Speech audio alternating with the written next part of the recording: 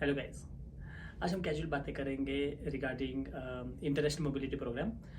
जो प्रोग्राम जो यूट्यूब पे छाया पड़ा हुआ है, जो इस प्रोग्राम में आपको कहा जाता है कि आप सिर्फ 2 हफ्ते में कनाडा आ सकते हो। आपको कोई IELTS नहीं चाहिए, कोई LMI नहीं चाहिए, एम्प्लॉय से सिर्फ आपको जॉब ऑफर चाहिए।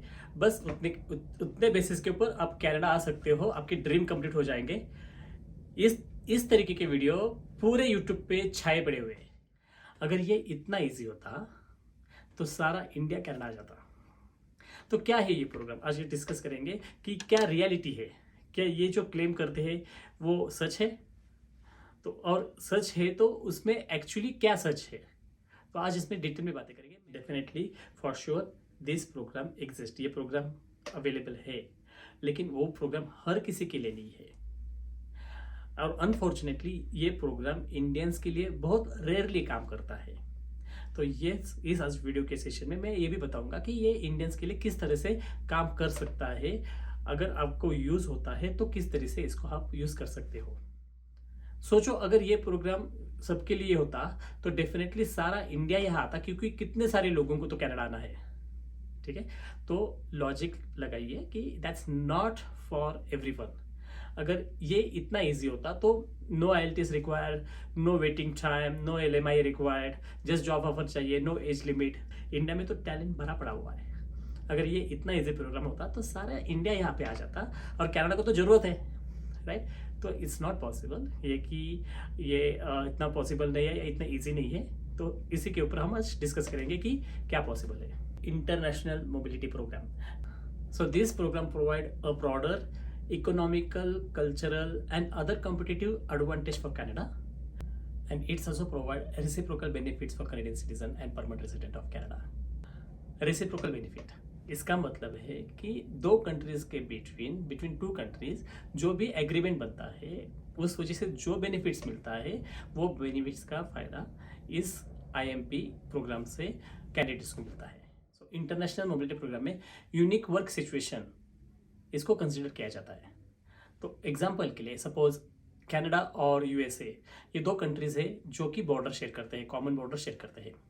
ठीक है, और इस दो कंट्री में अगर टनल का कंस्ट्रक्शन हो रहा है या कोई ब्रिज का कंस्ट्रक्शन हो रहा है, तो वो कंस्ट्रक्शन के लिए अगर उनको कोई फॉरेन वर्कर चाहिए, तो अगर वो उस फॉरेन वर्कर के लिए अगर LMI ले लेंगे तो इसको बहुत टाइम लगेगा, राइट।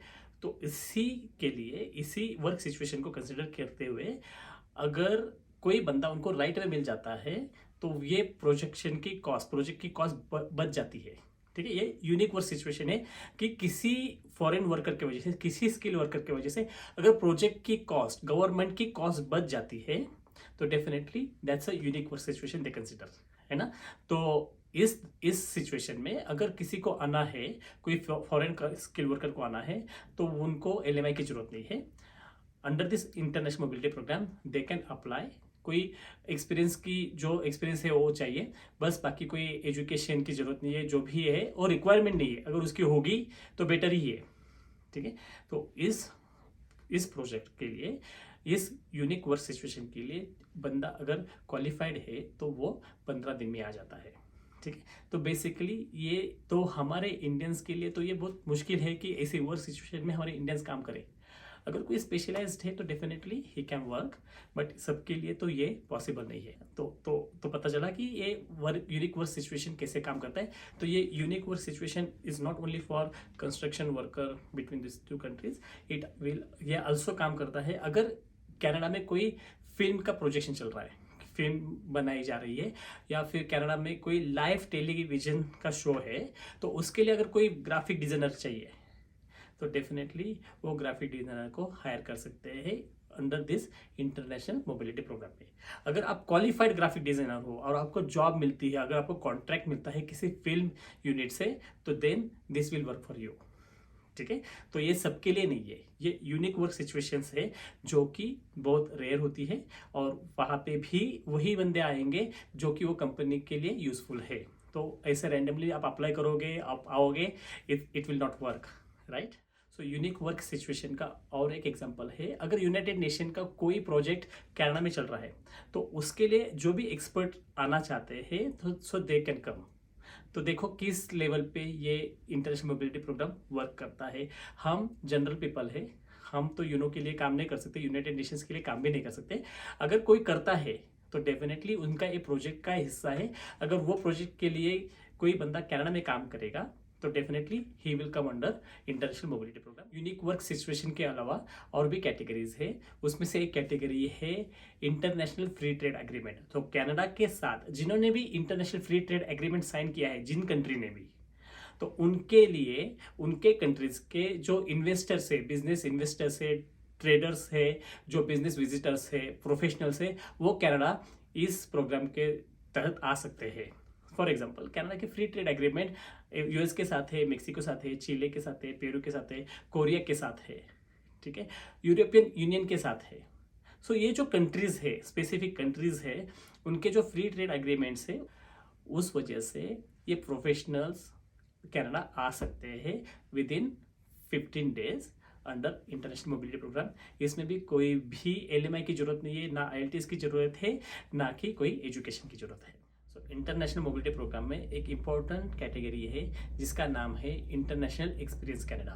नाउ ये जो प्रोग्राम है, अंडर दिस प्रोग्राम कनाडा का और बाकी कंट्रीज का एक बायलैटरल एग्रीमेंट है, दोनों के म्यूचुअल बेनिफिट्स के लिए, जिसमें कि दोनों कंट्रीज के जो प्रोफेशनल्स है, स्टूडेंट्स है, वो एक्सचेंज प्रोग्राम में एक दूसरे के कंट्री में जा सकते हैं।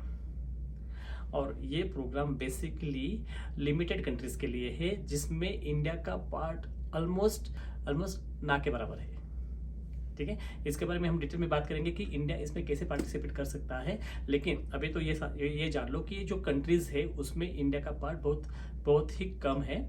और बेसिकली जो कंट्रीज इसमें पार्टिसिपेट है वो मोस्टली यूरोपियन कंट्रीज है, और न्यूजीलैंड, ऑस्ट्रेलिया है, और अमेरिकन कंट्रीज है। तो इस इंटरनेशनल एक्सपीरियंस कनाडा प्रोग्राम में 3 सब कैटेगरीज हैं। फर्स्ट वर्किंग हॉलीडे वीज़ा, दूसरा यंग प्रोफेशनल वीज़ा, एंड तीसरा इंटर्नशिप कोऑप, ठीक है। तो बेसिकली ये बायलैटरल एग्रीमेंट है between Canada and other countries, जिसमें कि इंडिया का पार्ट बहुत ही कम है।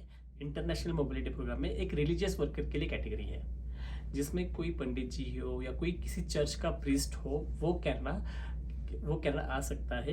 इसका एक रीज़न है, क्योंकि ये एलएमआई एग्जाम्प्ट है, इसका एक रीज़न है कि अगर वो कोई प्रीस्ट है, कोई पंडित जी है, जब अगर वो कनाडा आ जाते हैं तो डेफिनेटली वो रिलीजियस वर्क के लिए आ जाते हैं, कोई कैनेडियन जॉब उनकी वजह से लूज नहीं होता है। तो बेसिकली ये कम्युनिटी के सपोर्ट के लिए है, कोई बेनिफिट्स है कैनेडियंस के लिए। तो ये इम्पोर्टेंट है कि क्या बेनिफिट्स मिलते हैं वो पंडित जी या प्रीस्ट की वजह से। इंटरनेशनल मोबिलिटी प्रोग्राम में और भी एक पॉसिबिलिटीज़ है। अगर कोई डोमेस्टिक वर्कर को आना है कि घर का कोई काम काज करना है, डोमेस्टिक वर्कर्स, तो वो आ सकते हैं, लेकिन वो उन्हीं के लिए आ सकते हैं कि जो वो फॉरेन रिप्रेजेंटेटिव है।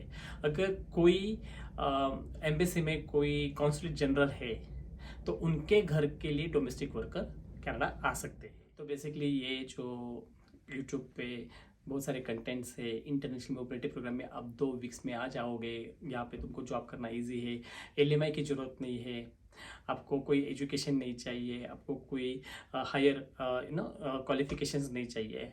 तो ये सारे, और 2 वीक्स की प्रोसेस है, तो ये सारे चीज़ें पॉसिबल है, लेकिन वो कंडीशन में भी आपने मीट करना चाहिए।